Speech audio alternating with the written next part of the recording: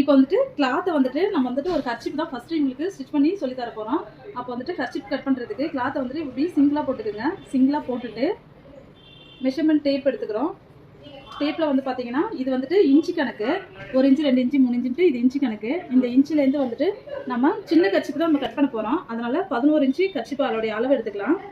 இங்கேருந்து இங்கே 11 இன்ச்சு எடுத்துக்கோங்க.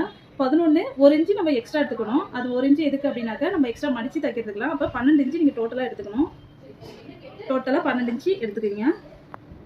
இங்கே 12 இன்ச்சு மார்க் பண்ணிவிட்டு அதே 12 இன்ச்சு இங்கேருந்து இங்கே மார்க் பண்ணணும். இப்போ 4 பக்கமும் நம்மளுக்கு 12 இன்ச்சு வரணும். இப்போ அங்கேருந்து இங்கே 12 இன்ச்சு மார்க் பண்ணிக்கிறோம்.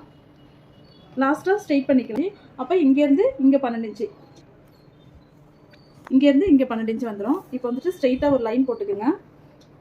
ஸ்கேல் இதுக்குள்ளே வச்சுக்கிங்க. ஸ்கேல் வச்சுட்டு ஸ்ட்ரெயிட் லைன் போட்டுக்குங்க 4 பக்கமும்.